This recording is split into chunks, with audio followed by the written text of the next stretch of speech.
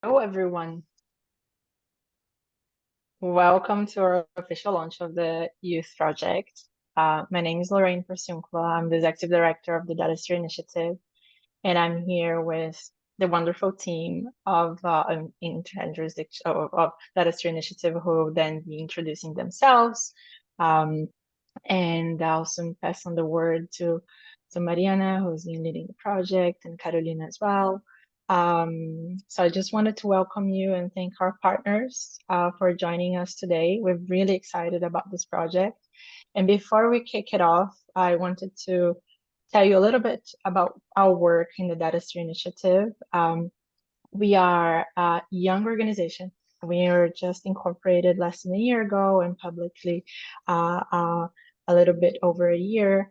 We are a nonprofit incorporated in Switzerland, but with a global team. We are really spread around across many different continents. And our mission is to build agile frameworks to responsibly unlock the value of data for all. And each one of those little words matter because what we're trying to do is really to bring up a new narrative and way to think about data. One that is not simply polarizing the discussion between what can be shared and what needs to be fully shared, but really trying to think about the issue from a more holistic perspective, a more innovative perspective as well.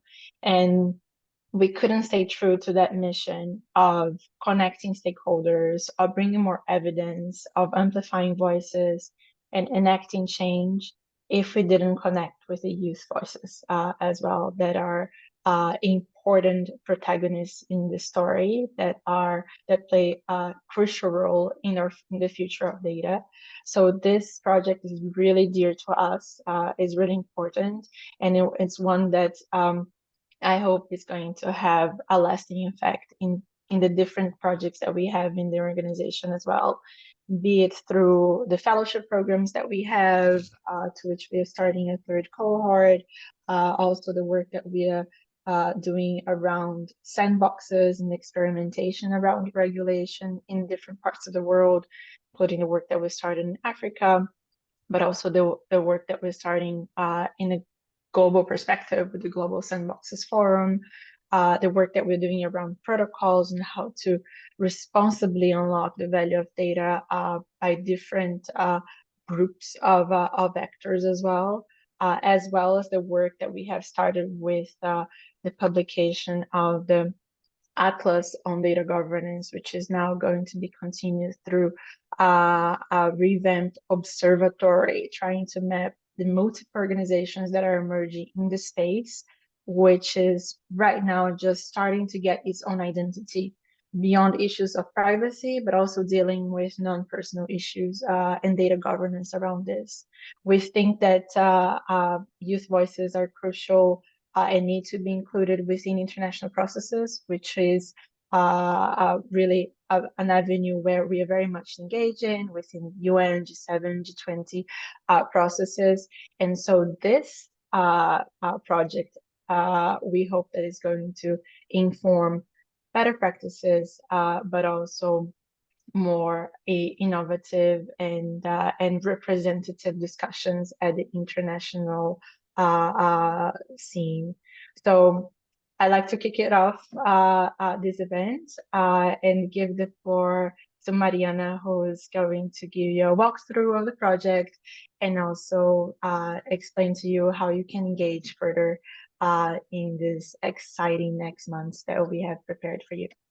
Thank you so much. And Mariana, you have the floor. Thank you so much, Lorraine, and welcome again, everybody. Thank you again for joining our Youth for Data Future Projects launch. We are very excited to have you all here and to be launching this very exciting project. So to start and to share more about this project with you, we would like to first share the video that summarizes our goal with the project, and then I will be guiding you through the different steps and phases and the different ways in which you can engage. So for now, I'll let Natalia share her screen and she will be sharing with you our project's video. Through awareness and engagement campaigns, we will assert rights for a more equitable data economy by boldly leveraging underrepresented youth voices in the centers of data power. Youth are more connected than ever. 95% of US teens have access to a smartphone, but they're also the most vulnerable, consumed by risks of social media use, internet dependency, and online abuse. No other effort with the same goals exists, and this is unforgivable.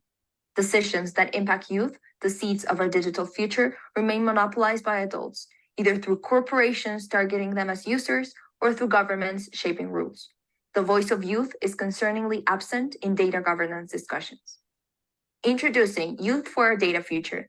We seek to enhance youth participation and involvement in data governance policy processes and bridge the existing political and policy gaps between the youth and decision makers. This initiative will elevate youth voices into data visionaries.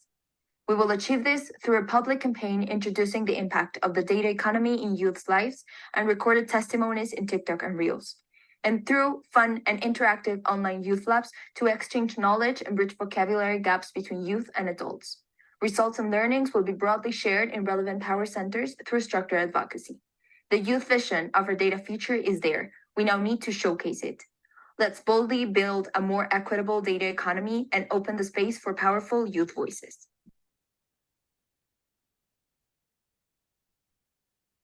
Thank you, Natalia. And as you can all see, this is a very interactive project. We have beautiful visuals for it. And I would just like to start by thanking the Omidyar network.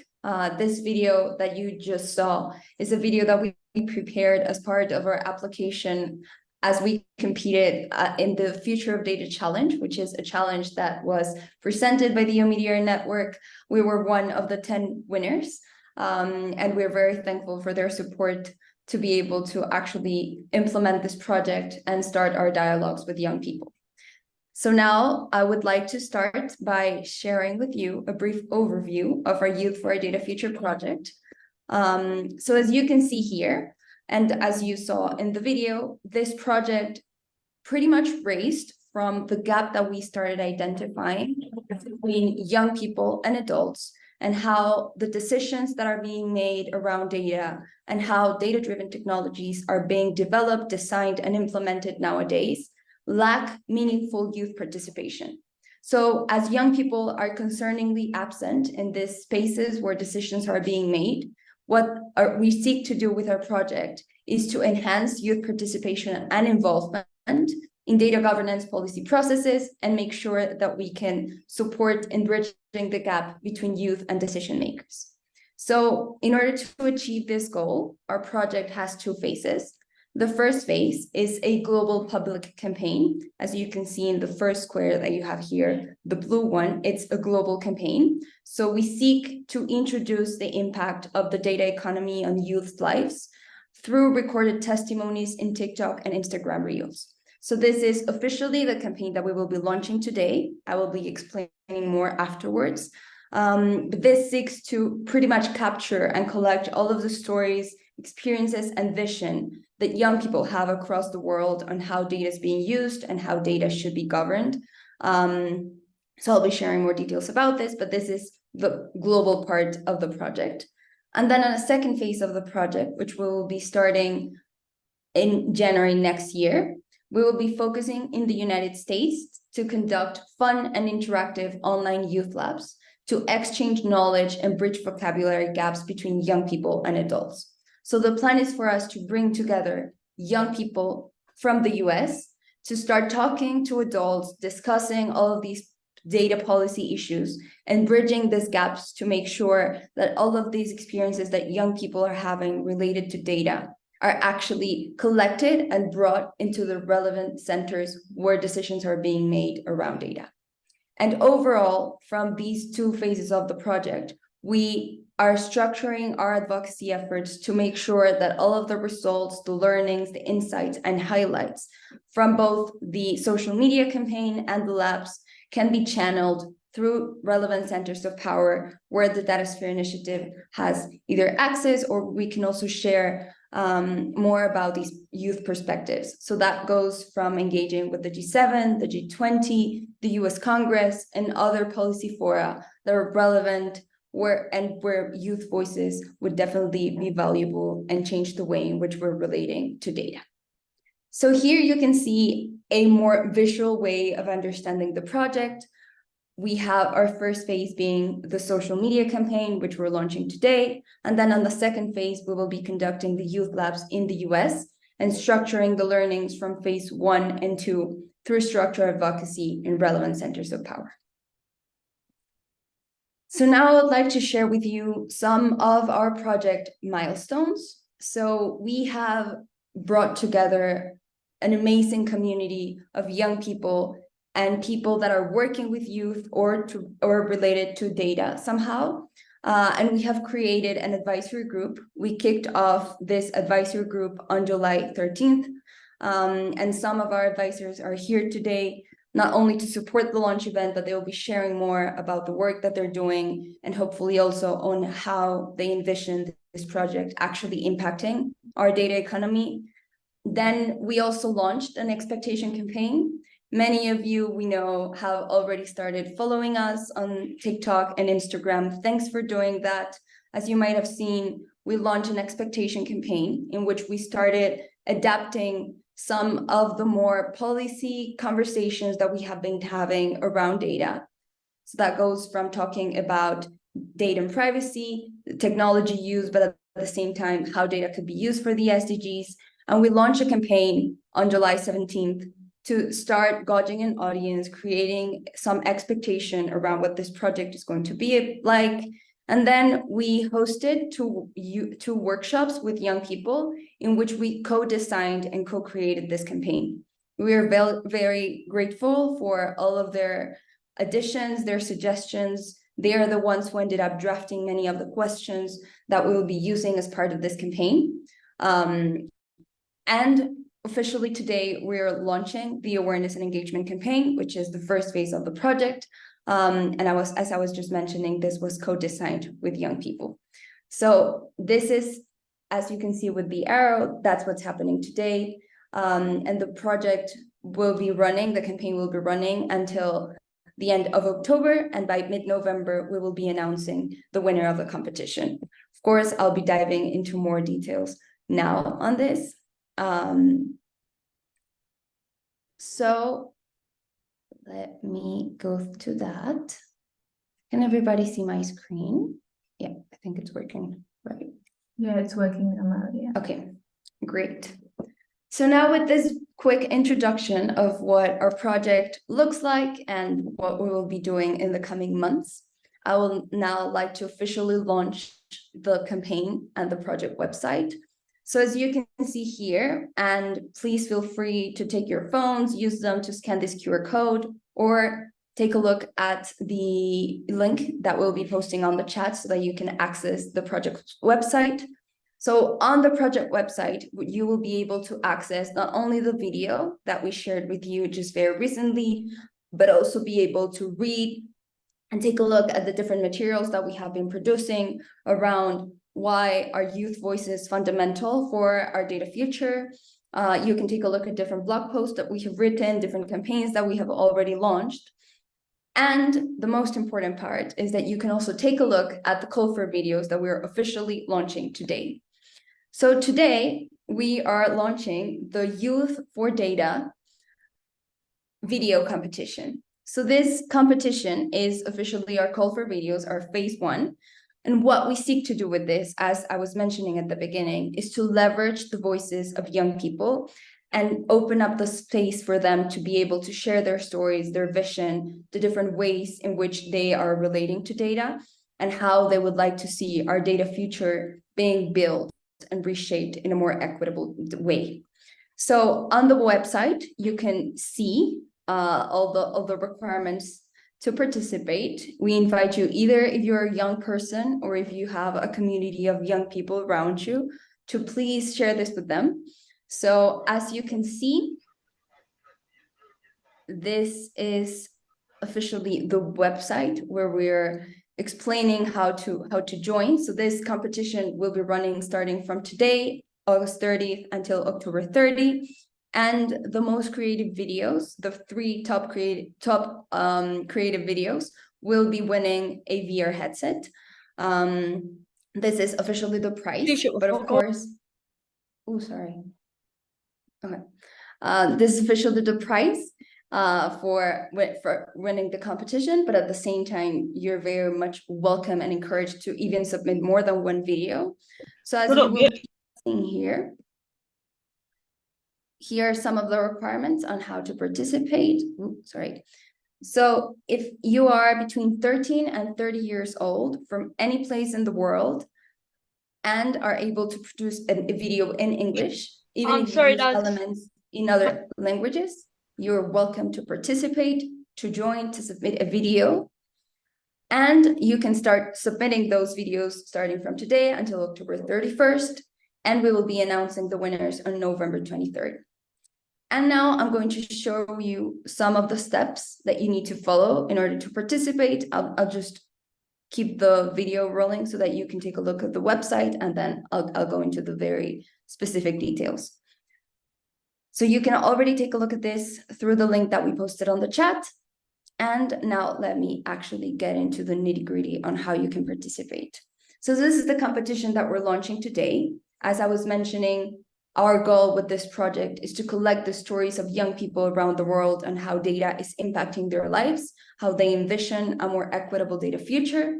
And they can talk about many different topics that as well we have brainstormed with different groups of young people and defined what are the main priorities we want to talk about.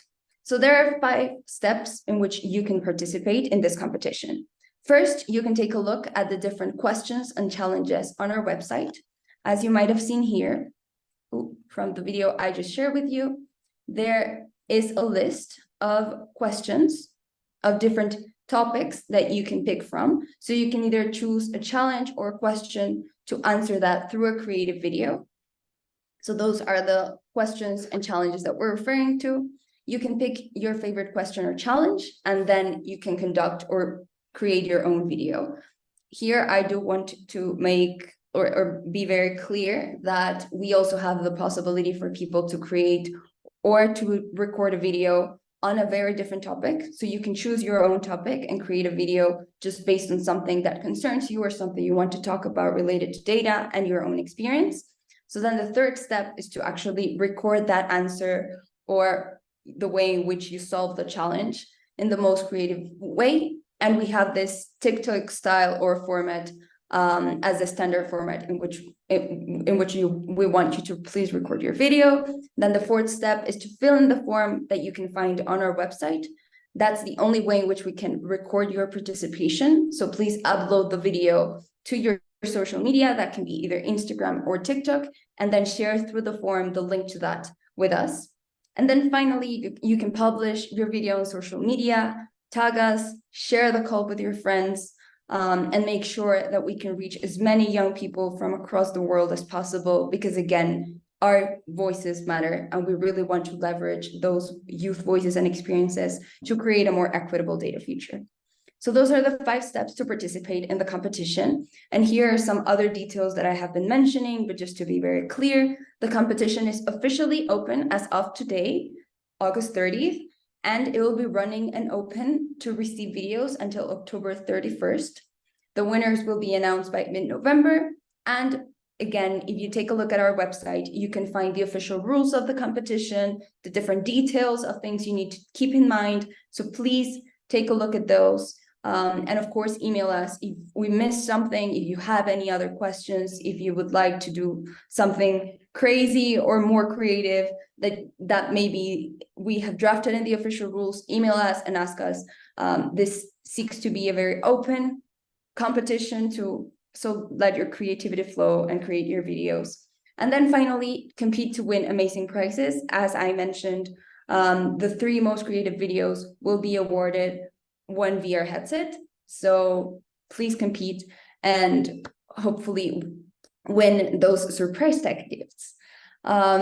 So having said that, I want to stop here and pause for any questions, comments, or anything that was not clear. I'm not sure if anybody posted anything on the chat. I don't see anything, but please let me know if you have any questions in terms of like how the competition will be happening. And if not, I think that I can hand it to Sophie, who will be leading an amazing roundtable with our advisors and young people. So thank you all again so much, and hopefully we'll be able to watch your videos and expand the scope of this project and make youth voices matter. Sophie, to you. Great. Thank you. Thanks a lot, Mary. And if people do have questions about the project, the competition, please do post them in the chat because we'll happily answer them. So my name is Sophie Tomlinson, and I'm the Director of Partnerships and Communications at the Datasphere Initiative. Great to see everyone here. And I think as one of the things that we've been saying is a big part of this project that we really want to do is to gather organizations and individuals that are working to amplify youth rights, skills, different aspects of how youth belong to and are active in the digital economy. And because we feel only by doing this, we can really understand what are the kind of complex issues and dynamics when it comes to youth involvement and participation in data governance. So in this part of the event, we're going to hear from members of our project advisory group, who are all leading very impactful youth initiatives. And we've also invited some people too who we're just fans of their work, and we've seen that they're doing amazing things. So perhaps we could get started by just again emphasizing to everyone here that we would also like to hear what you're doing on youth, what particular interests you have when it comes to youth and data policy. And to do this, we're going to be collecting your ideas and responses through a Menti meter. So if Natalia, if you could just share your screen briefly so that everyone here can see how to log on to this platform, which is basically by going to the website or scanning the QR code and inputting the code here. And you'll find here a couple of questions that we'd love for you to fill in and share the work that you're leading as well. So yeah, the details will also be posted in the chat if you want to access there. So first of all, I think then let's perhaps start with a round of introductions.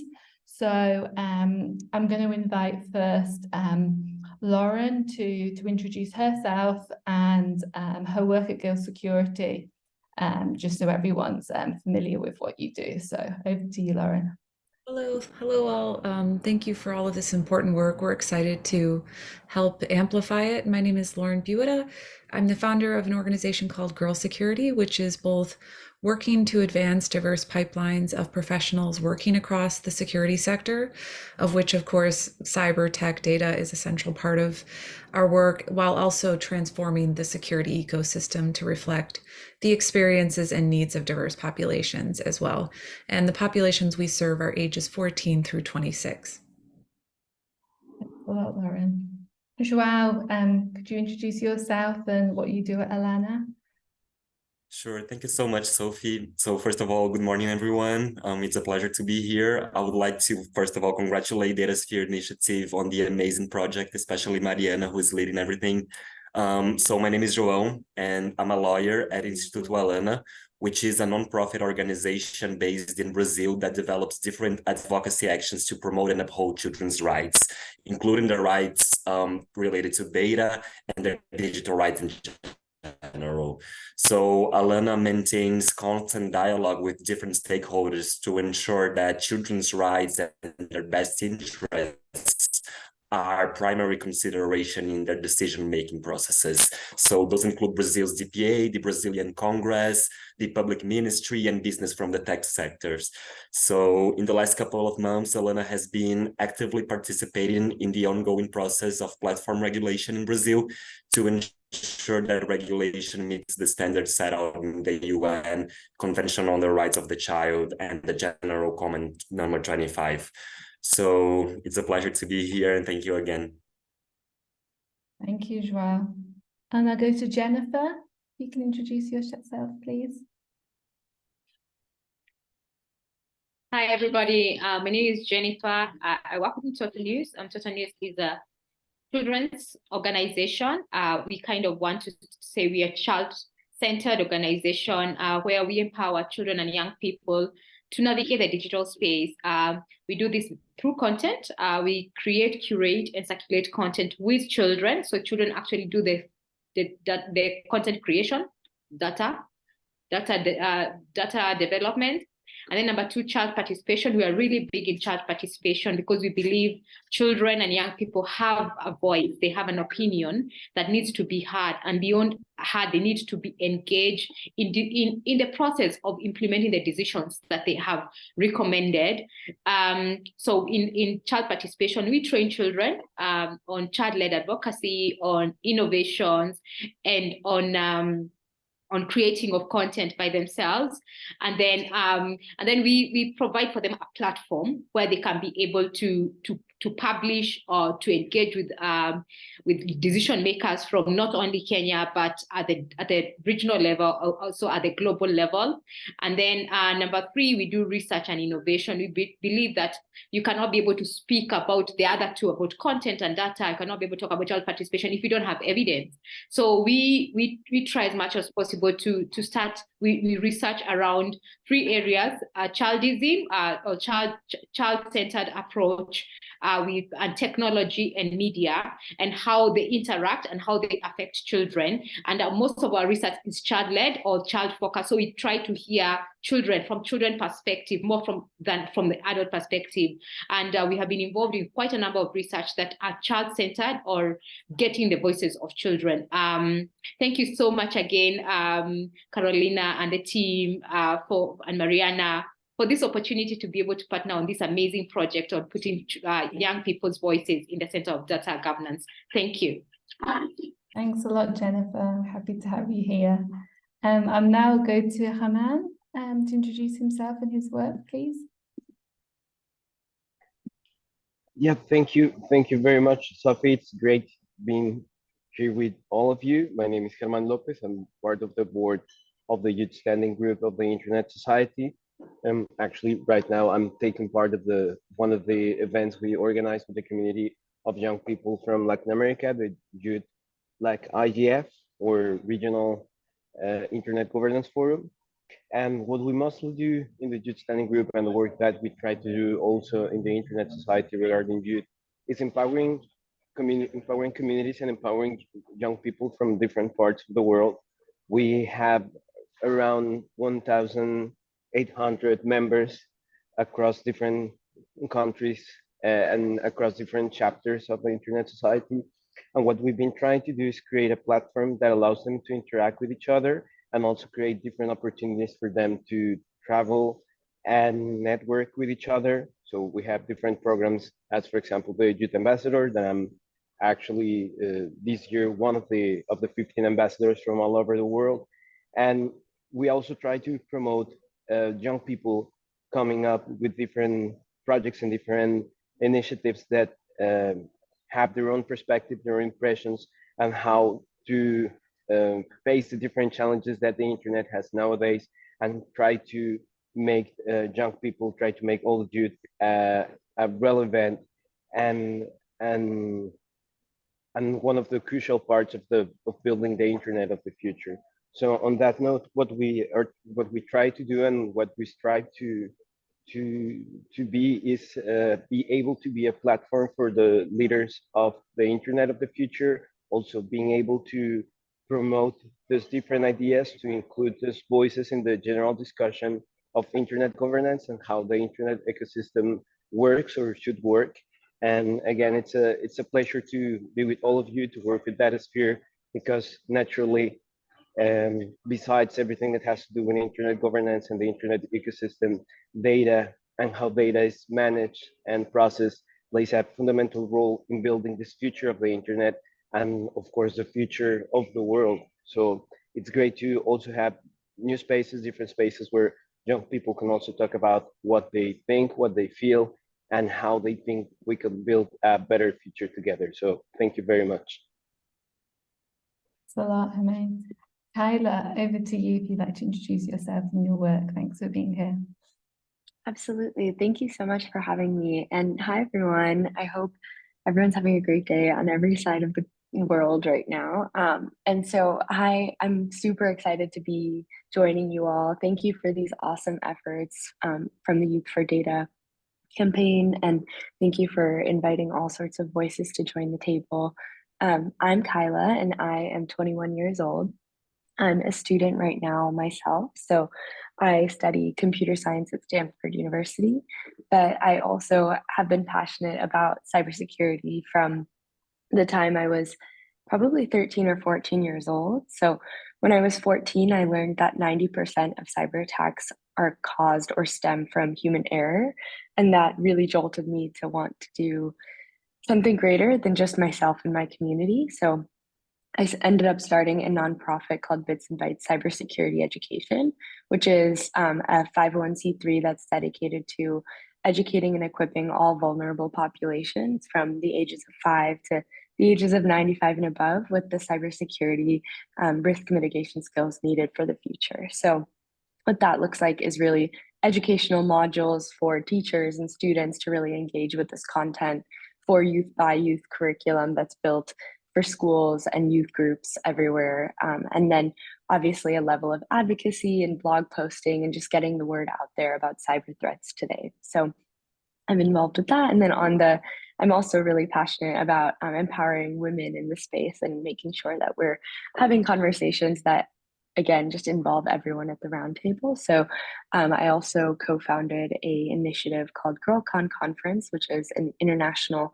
tech conference that happens every year annually to bridge the gap with women in STEM. So we invite over 900 young people to the table every single year, and we have them talk about how tech intersects with their passions and can really augment their work in any space, regardless if that's medicine, fashion, design, products. We're really excited about bringing everyone to the table. So this is the perfect initiative to do that. So again, thanks for inviting me. And also, I can't forget to mention that I'm also on the advisory board of Girl Security, and I'm a huge fan. So, so we're all kind of making this collective effort as the community comes together, and I'm really excited to be involved and contribute further. Thanks a lot. Thank you. Yeah, so as you can see, we've really got a great diverse group of inspiring work on youth taking place right now. And picking up on what a couple of you said, I just want to maybe dig a little deeper to understand a bit better how some of this relates to data governance, but also really what we can learn and take away from your experiences as from the Datasphere Initiative as starting this project on youth as well. So perhaps I'm going to go to Joao. You were saying that you're doing some work on sharing youth insights around platform regulation in Brazil and different types of regulatory files. And I was wondering if you could share a bit about what are the kinds of opportunities and challenges that you face in this regard doing that, because one of the key goals, this will come at a later stage of the Youth for Data project, but one of our goals is to actually be channeling the insights and understandings we are going to be collecting from youth voices and then channeling that into policy discussion in the US, but also internationally. So I'd be interested to hear from your kind of lessons learned in Brazil. Absolutely. Thank you for the question, Sophie. So I think the biggest challenge when we think about actually bridging those gaps between youth and decision makers is that not only youth is not usually empowered to be a part of these discussions, but the decision makers themselves are not sensible to youth voices and to how they can collect their inputs in these discussions. So I think for us, the great, our biggest effort has been to make sure that those actors understand the importance of listening to youth voices and how their rights are important and how they need to be a part of this discussion, because a lot of those stakeholders don't have a direct contact with youth a lot of the time, so they are not even aware of how much those discussions can impact their rights. So I think our main work has been to make them sensible to these discussions, to the rights of youth, and to make them understand that the children have a right to be heard, that we're talking about a right of the children here.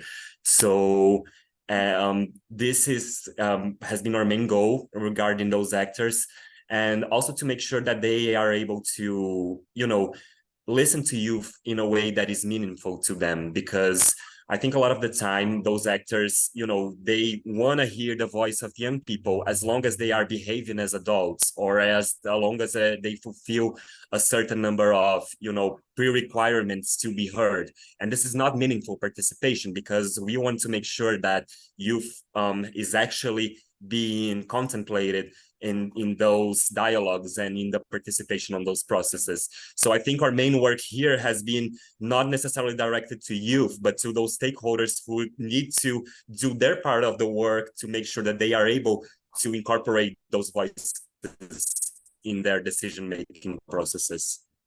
Yeah, I like what you're saying about that kind of meaningful engagement too, and seeing, you know, what you're saying about how, you know, that kind of adult stakeholders expect youth to participate in that way. And this kind of leads me to Jennifer, because you were saying some interesting things about your work, and particularly how you develop child-led advocacy and actually content creation from young people themselves.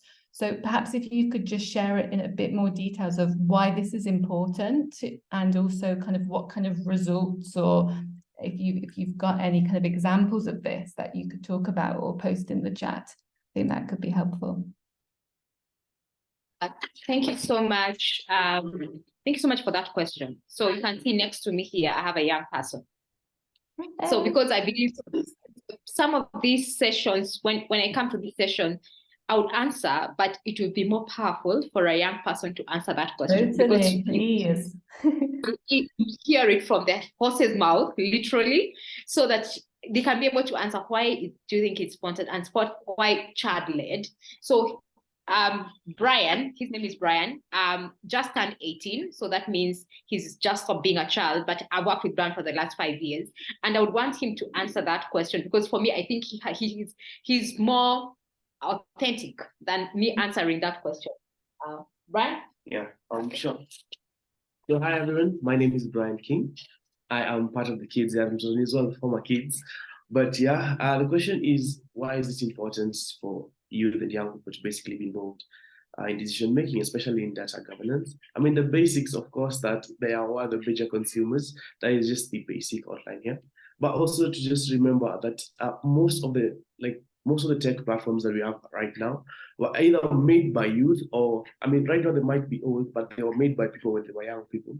Just bringing in the aspect of youth are actually the pioneers of, you know, the next big things, the next tech platforms, the next things that are going to be utilized to, you know, run our basic lives. Our lives are turning into a point where we have to rely on tech for everything. So I feel like it's very important to involve these people who are going to be utilizing or creating platforms that are going to be running our lives in the future. How are they going to be doing this? Are they going to realize the importance of data protection in itself? Are they going to realize the importance of actually just taking care of data, not just for the adults, not just for marketing, not just for profit, but actually the importance of protecting people? Do they realize the impact it has on, you know, safety, not just online, but even in the physical realm in itself?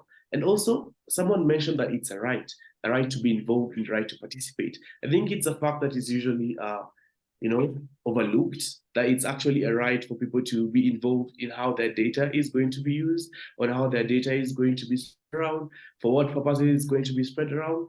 It's very important. And also, when you're talking about data governance to shape the future, you have to also go back to the basic question again. Who is this future being shaped for exactly? How is it going to look? How is it supposed to be looked? Even on a market, like when you're looking at this from like a profit, like kind of view, is it going to be profitable to make something that is not going to be appealing for the consumers, who again are the youth and young people of the future. So I think that adequately answers that question. Thank you so much. So what are some of the results? You've just seen the results. So yeah, so you have to empower them to be able to speak for themselves about issues to do with data. They can be able to work with policymakers and to be able to challenge some of the decisions that are being made by governments, by industry, in terms of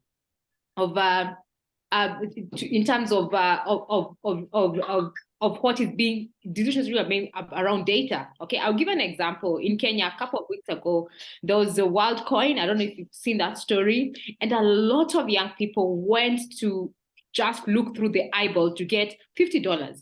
Okay, they did not know they were selling the data, and worst of it all, majority were young people, were below the age of 24 years. So you can see, if they knew they're actually selling their data, they would not have sold, they would not have gone and looked through that eyeball, because young people, they are very good at creating and sharing, but they do not know the impact of that in the future. So why is it important? It is important because it affects their lives. Thank you so much. Thank you so much, Jennifer and Brian. And Brian, I'm hoping that we'll have a video from you in the competition, and any of your friends and colleagues too. So yeah. Sure, not just for me, for all my colleagues. So yeah. Please, yeah, that would be great.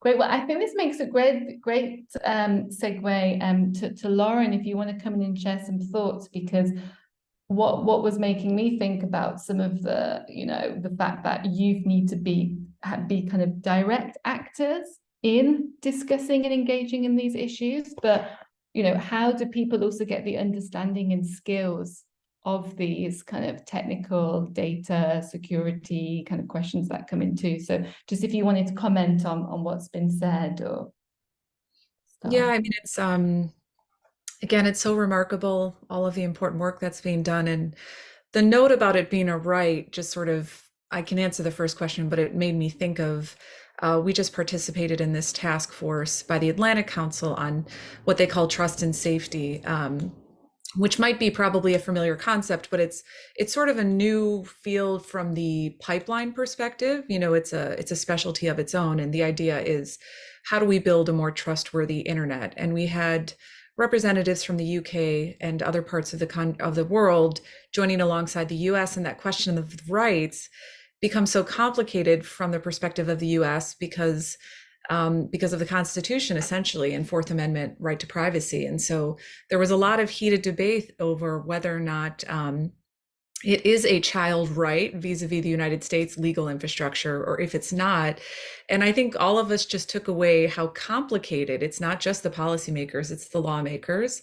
And then, of course, it's industry, which I think is what was just said earlier, the role of industry in this conversation. And they're not incentivized necessarily by youth rights or harms against youth, or what we lose in an economy with, particular gender and racially grounded harms online resulting from data. And so I think for us, at least as an organization, we have a task force of youth now who, to circle back to your point, is we provide them with sort of the training and insights to understand the field into which they're entering, so that they can pull those different levers of law and policy and industry and advocacy, which I think is so important, because the law can be where things get really tricky, and we're seeing this tremendous shift of norms. And if we exclude youth, we're going to continue to create really short-term solutions that cannot be sustained, and will actually, I think, result in greater harms, not just for youth, but for all people as well. And so, yeah, my takeaway was just adding on to this conversation around rights and the need to really center that in conversation, certainly within the US and globally, and then think about the lawmakers within this, because they can be gatekeepers to a lot of this work. And a lot of times, especially with industry, again, part of the conversation we were having, they're so afraid of litigation. They're so afraid of liability that it almost becomes a total impasse to any type of advancement towards child rights. And so I'm just really, again, delighted by this effort. I think it's so crucial. And I think we have this really narrow window right now to make an impact. And so to be able to, again, my hope is that in addition to Kyla, that some of the young women and girls on our task force who are working on trust and safety can be part of this conversation, because I think for them, it's coming to this realization that the systems are not set up to protect you. They're not set up to value you, your privacy, your security, your economy. And how do we build this ecosystem to ensure that they aren't disempowered and, and essentially just made too fearful to continue to advance the work that they're doing. So anyway, so all the great comments just made me think of a couple of those points I thought to share. Thanks, Lauren. Yeah, no, I'd like to go to Kyla now, because you were saying, Kyla, how you're a youth advocate who has founded your own organization. You sit in also lots of different boards, and building on some of the discussion that we've already had, what are your kind of thoughts on how to educate kind of vulnerable populations in particular, and how to get them involved in this conversation? Because one thing that came up in one of our previous meetings was how sometimes when we say youth or young people, we just like say that as like, a huge encompassing concept or kind of group of people, when there's so much diversity, there's so much cultural, gender, socioeconomic differences. So I was just wondering, what's your kind of advice or recommendations or experiences on gauging the wide and diverse demographic that is youth? Yeah, absolutely. And I think this is like of ever growing importance as we think about data governance, because what I'm realizing as I continue to work in this space too is that security and privacy mean something so different and so intimately intertwined with an individual's life. And so listening, the first step is always just like understanding that and casting a really wide net and listening to these different perspectives and sort of bringing them to the conversation. And like the biggest example of this that I've worked and seen recently is like if you talk to journalists and hear how they look at privacy and security in their lives, it's completely different than if you would talk to kind of any other profession, because of sort of what they do and how deeply intertwined their phone and their mobile devices in their life. So I would say that the biggest part is just kind of understanding that everyone's threat model is a bit different, and they weight risks, and their risk calculus is a bit different because of what they do or who they are, or the way that power around them imposes authority over them. So I think that's the biggest thing. And then I would also say I wanted to touch on the importance of the gap between youth and decision makers, because that is like something that is really important to me as well. I think a lot of this comes with young people not realizing that their lived experiences are worth listening to. I think there's a notion or a stigma that you need to have a certain amount of degrees or qualifications or certifications in order to have a voice or try and make change in the world.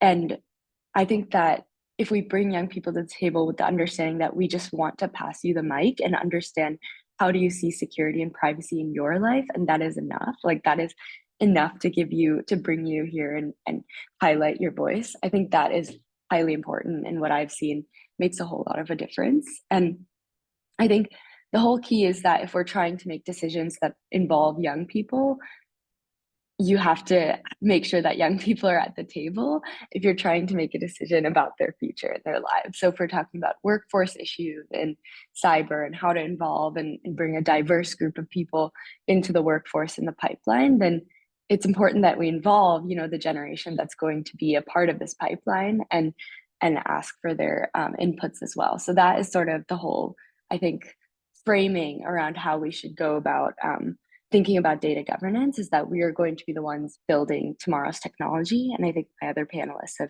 echoed this really well, but we are going to be the engineers who are going to be developing these features that take in user data and use customer data and writing these legal privacy policies in the future. So it is really key that we understand what does security mean through our eyes and start building that community to hear from others.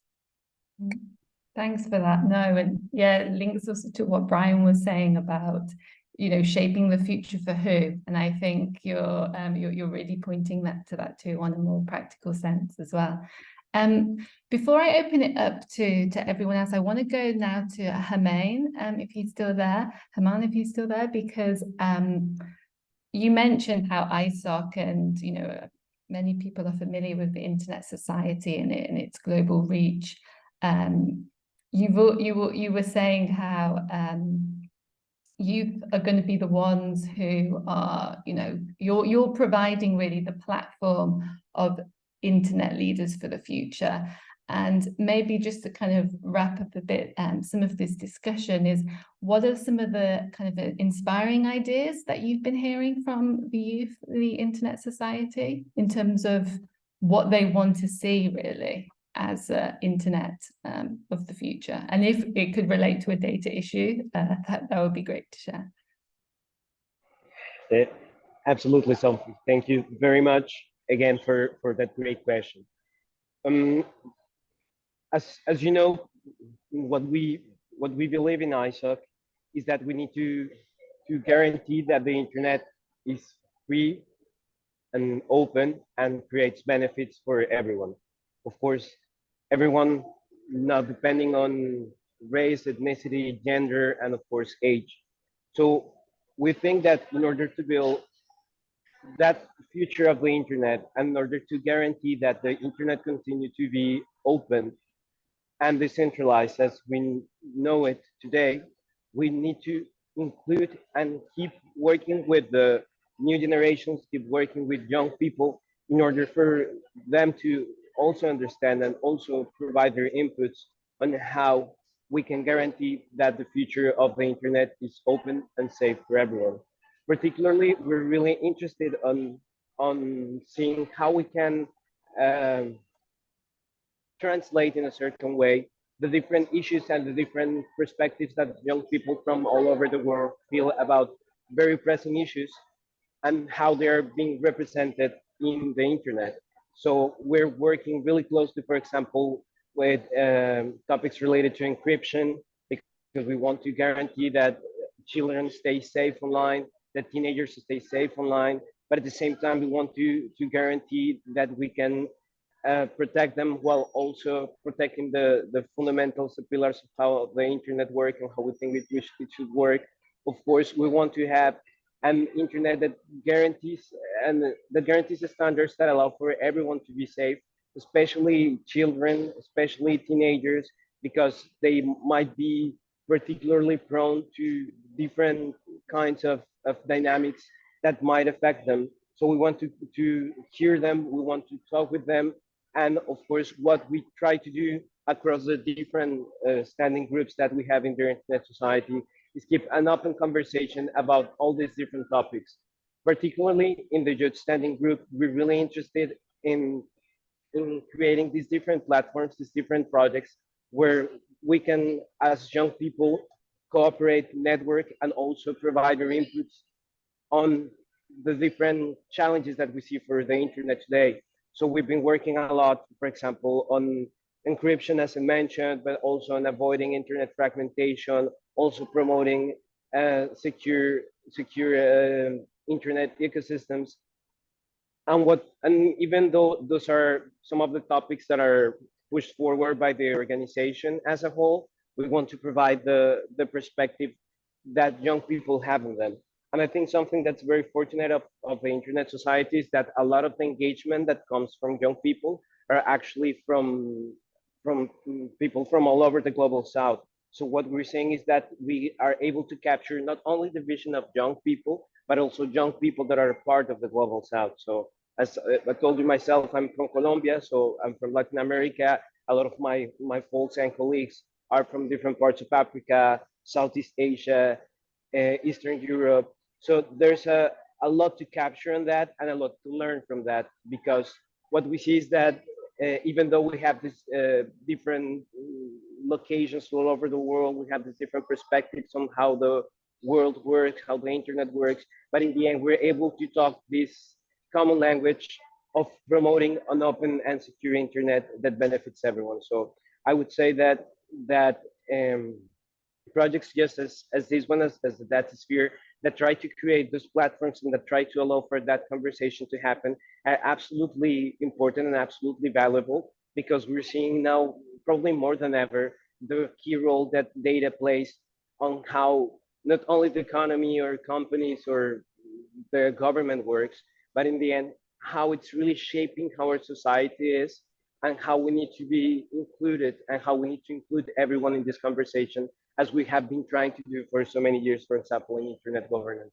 So I think there's a lot to learn of that process that has been going on for decades already on internet governance, trying to include different stakeholders, try to create different fora in which different people from different backgrounds and perspectives can share their points, and also learn from the things that have been done right in internet governance, the things that we also, the challenges that we have and we need to fix, and definitely having these conversations also about data governance and how to include children and teenagers and young people is absolutely key to guarantee representative governance of also the data sphere. So thank you very much. Thanks a lot. So I'm going to open the floor now to see if other people would like to share their thoughts on how and why youth voices are so important in data governance discussions. Carol, I see your hand. Yes. Go ahead. Hi, everyone, and thank you so much for joining us today. I'm actually curious, and I would love to hear from Kyla and Jennifer and her colleague, especially. One of the hardest things in advocacy, right, especially in technology, is to make a certain topic relevant for a certain audience that we think are affected, right? And they are a lot of times, but it's very hard a lot of times to make something relevant, especially if the priorities are others, right? The priority is to put food on the table, or the priority is to finish high school, right? I have a 12-year-old son, and I was testing some of the questions with him, and he said, "But sure, mommy, I keep my password protected." So it was very focused on his acts of protection rather than of him having an understanding of other how other things can impact him, right? They are not yet there, even at school, when they do share some digital literacy with kids. So I've been very curious to hear from you, Kyla, and whoever wants to jump in, how to make sure this is relevant for you, because that's the only way to that we are able to engage them, right? Yeah, this is a great question. Thank you so much for asking it. I think the key here too is to meet the individual where they're at in their understanding and their life. So as you mentioned, like everybody has shifting priorities based on where you are and what you're studying. And like right now, a lot of students' priorities are to get their degrees and finish their degree and then get a job, right? So or if you look at businesses, their main priority is their bottom line, and then after that, like everything else comes after. So it's key to meet people where they're at and explain really how cyber security and data governance and data privacy are heavily tethered to these central pillars, and the fact that like if you do not have cybersecurity and if you do not have privacy, you will not be able to do your everyday work and continue as you do. So I think that's been the biggest thing, is just explaining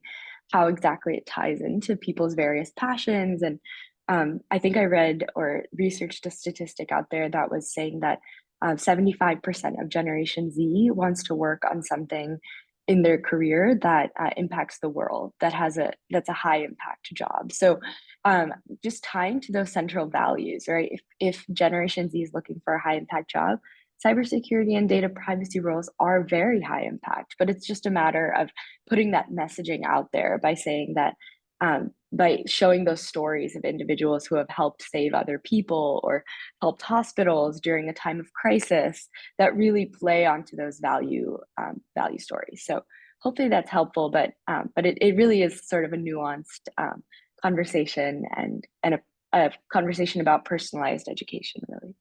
Thank you. And Brian, right? Yeah. So first of all, totally agreeing with what Kyla said, and it has been a matter of debate in several youth forums that I'm at. How do you actually prioritize this, the importance of data governance and data protection itself? But as much as I would say there's no really clear answer to that, because as Kyla said, priorities are always shifting. People are looking for other things to do. But banking on that exact point, I would say it's a matter of awareness. Going back to COVID-19, sorry. Remember when in the beginning, no one was really interested in it until we actually started raising awareness on it and everyone actually realized just how dangerous it is. Then we started getting trends about masks, wearing, social distancing, and it just became the norm, So I think that's something we could learn of it. Like that's something we could actually bank on. Awareness is actually very key in this point, to just raise awareness and actually show that it's actually a security concern. Because to us humans, I think no matter what, regardless, like our safety is usually, for normal people, the priority, I would say that, So how do we turn, the question there should be, how do we turn data governance, data protection into a matter of priorities, of safety, basically, and going back to banking on what Kyla said again. So yes, I would say that it needs to be a focus area. Like people actually do need to come together, have like an intergenerational dialogue or something like that with experts and children, and just see exactly how do you turn this into priority, because it's actually a big question. But I would say personally, awareness is a big aspect of it. We need to raise awareness on how it's actually a matter of safety and concern to us. Yeah. Thank you. Let me just jump in. I've written a book. It's yet to be published. It's at the designers, and it's targeting between 5-year-olds and 10-year-olds. Those ones who can be able to read. And I was testing the book with my son. It's about data safety and data protection. And I mentioned about like when you're on Roblox, or my son is 10. You're on Roblox or you're on Fortnite. Do you always share your name or how old you are? It's yes, mommy. And then so I gave him the book and he started reading and started, you mean, mommy, every time I'm giving out my age, I'm giving out my name, I'm giving out where I stay, I'm actually giving out my data. So as Brian is saying, I think a lot of children and young people do not know when they are sharing data because they think it's normal. Sign up too, and everybody's signing up. I'll give you a funny story. When Thread went live, we were busy. We had a very busy day that day, and then we happened to travel about 7-8 of us in the same vehicle as a team. Brand was one of them. So it was happened, and then one of our team members who had signed up on Thread earlier in the day started saying the way he's the most popular. He's the one who's trending on Threads, and so every one of us, including myself, went on our phone without even reading the T&Cs, and we signed up because this guy, he has 30 followers. How can you tell us he's the influencer on Threads? So all of us were competing on who is going to have the most followers. So we actually, all of us, nobody in that vehicle, 8 of us, nobody read the T&C. So you can see, so it is very easy for children and young people to give out their thread because of that competition, because that vehicle is actually, I was the oldest, and all of them are competing on who's going to. So it's very easy. So this lack of awareness on actually giving data, because giving data has been normalized. It has been made. So I think what we need to do, he's going to take that question. So what we need to do is sensitize children and make it very simple, make it relevant to them, show them that this is how you're sharing data. There's another question that Brian wants to take. Thank you so much. Just a quick one. I also like to remember Jennifer mentioned something about OneCoin, the way people would just like voluntarily sign off their data to get money, the $50. And I remember I asked a question on why shouldn't they? I mean, to this person, how valuable is their data? Like, is there a specific reason that they should not just give away their data for, let's say, $50 or even $5? Like, for example, in my country, like, how valuable is people's data in comparison to, other things? That is actually a very valid question. Should our people actually care? Which goes back to the question of even signing up to such social platforms. Like, we realize that we usually like held hostage because of our FOMO.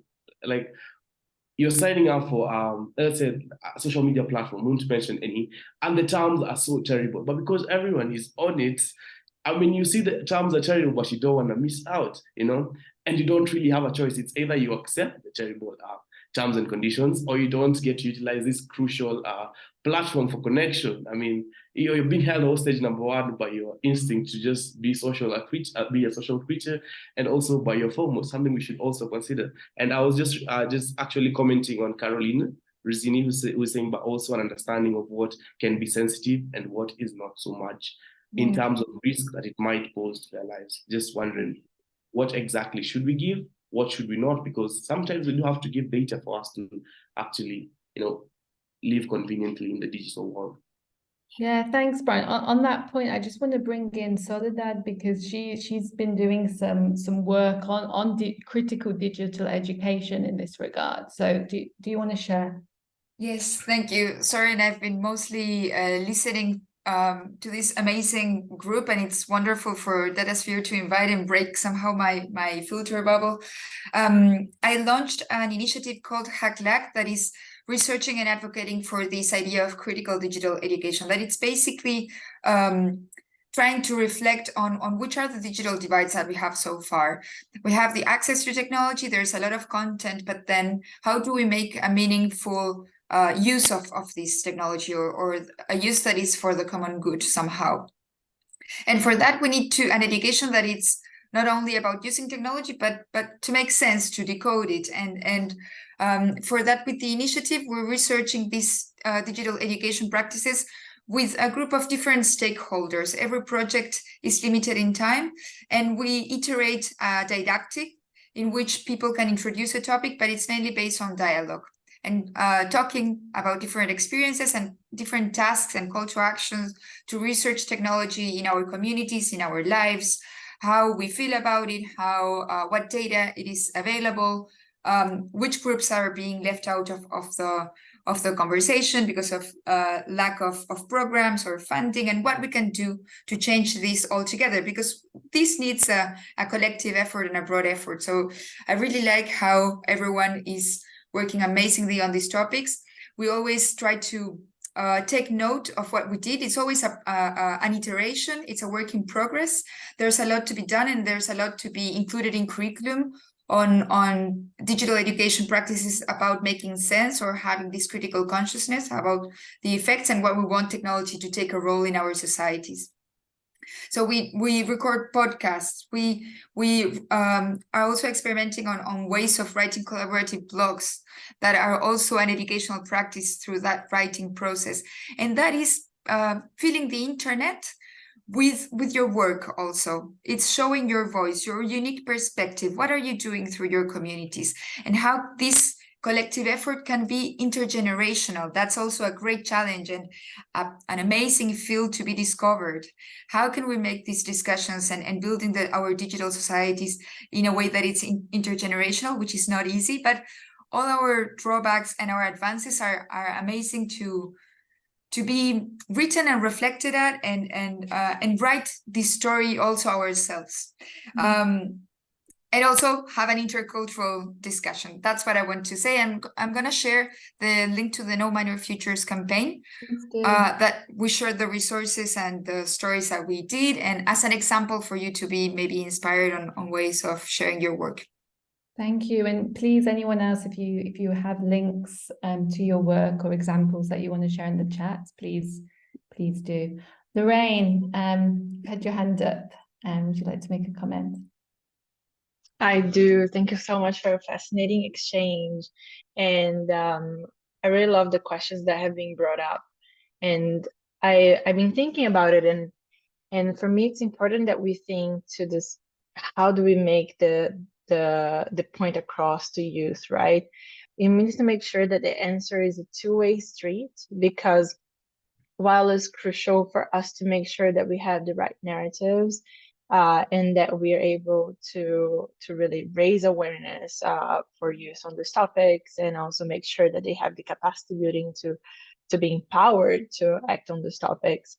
It doesn't exist in a vacuum either. I don't think we can put all the burden on the youth to solve those issues. We need to make sure that whenever they have the voice and they are empowered, they can act on it, and we can catalyze change.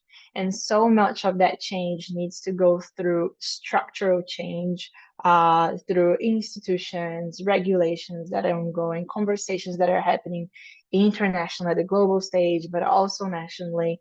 And so making sure that on one hand, we have youth that is aware of the issues, that cares about those topics because it relates to their lives, but also to the impact that they want to have in the world, and that they have the skills to act on it, needs to be paired, in my view, with also the work that we're doing along with policymakers and representatives making decisions, right? So it's important that the burden's not all only youth, but also that this voice is meaningfully impacting action that we want to take. And this is a core part of the work that we want to do through this project, right? And I have to share something very candidly with you that I often leave meetings that are taking place within the international processes quite frustrated with the level of lack of creativity that exists with the solutions that are being proposed.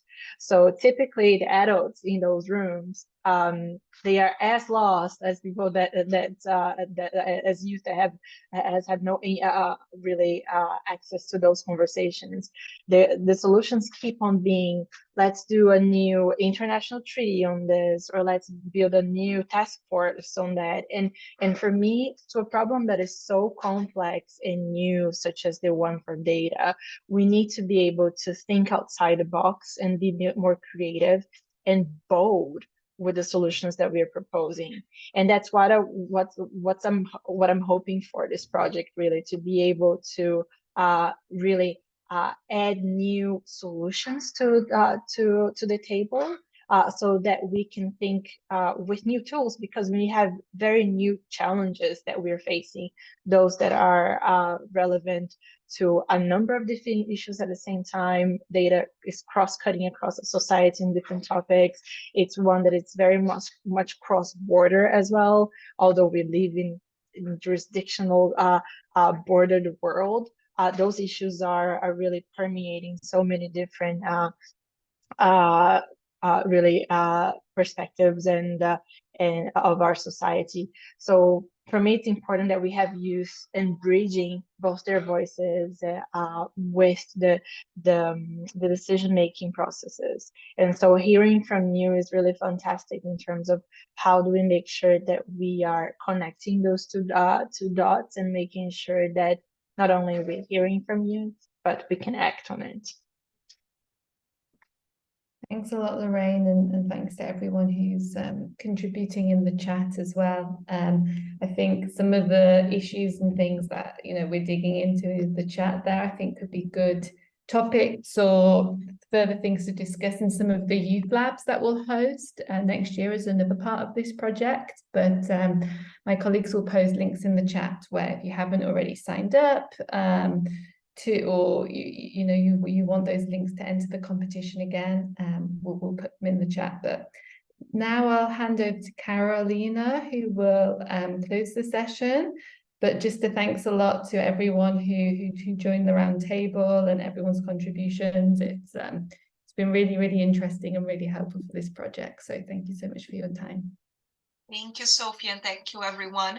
Again, this was always incredible, and it's always mind-blowing to learn what incredible work so many organizations and youth-led organizations are doing.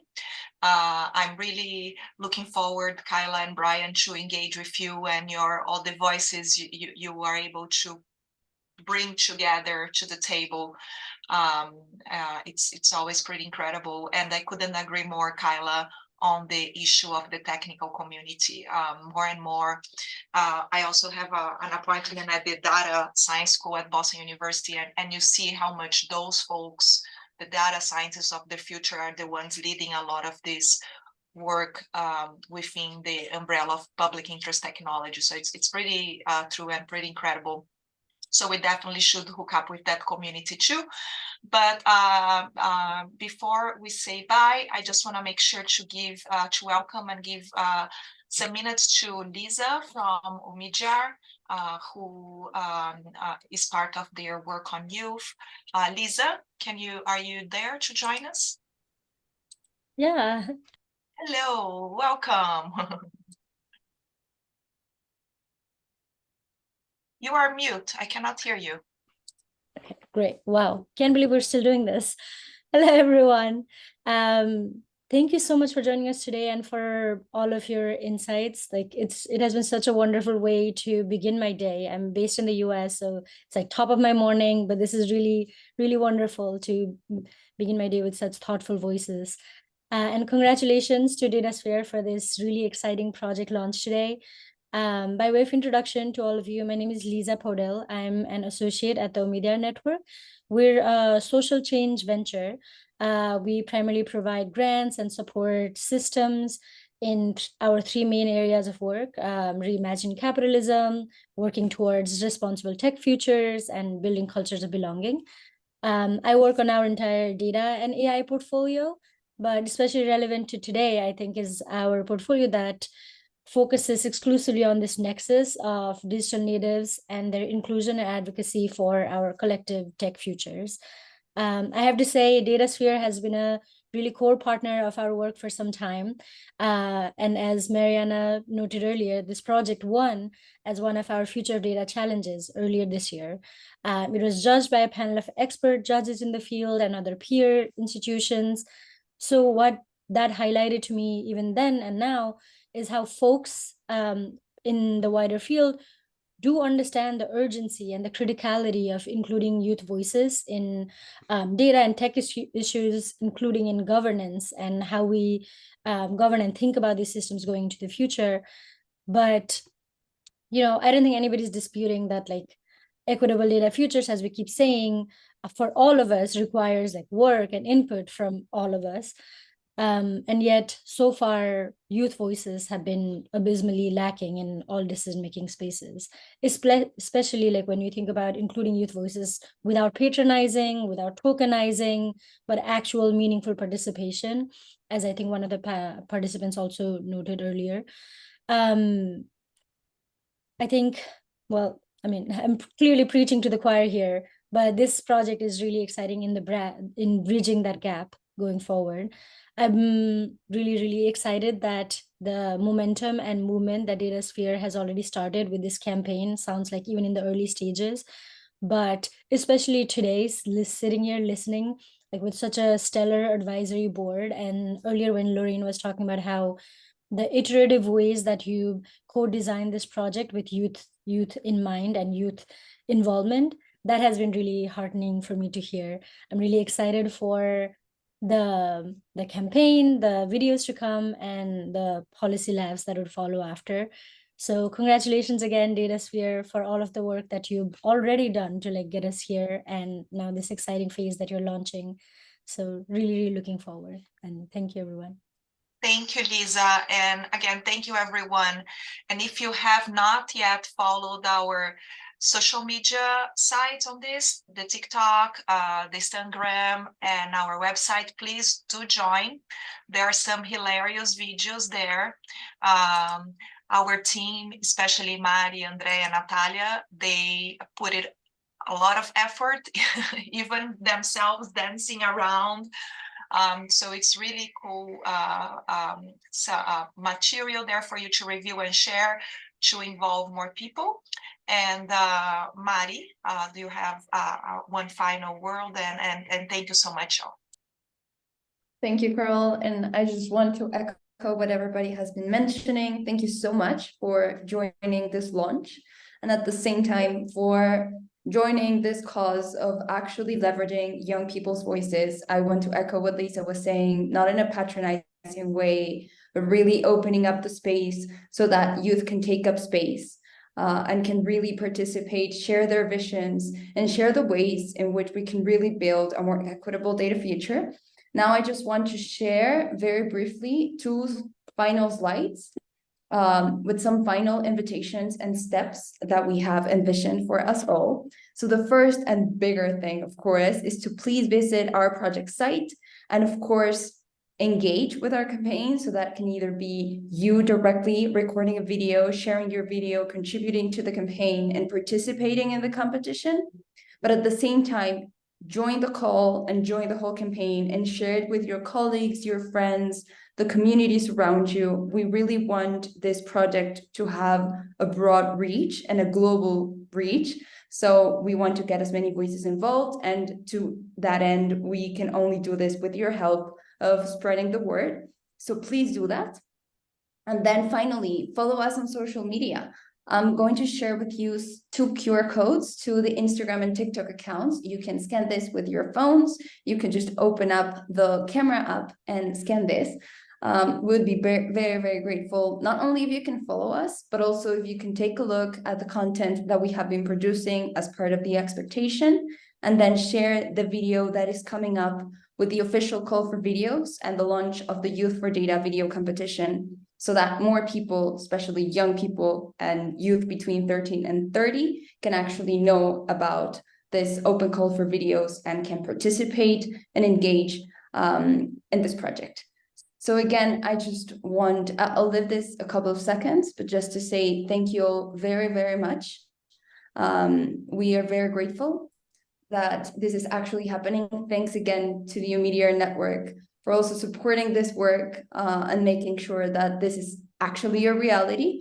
So thank you all again. And I just want to mention that the team will stay around on the Zoom link.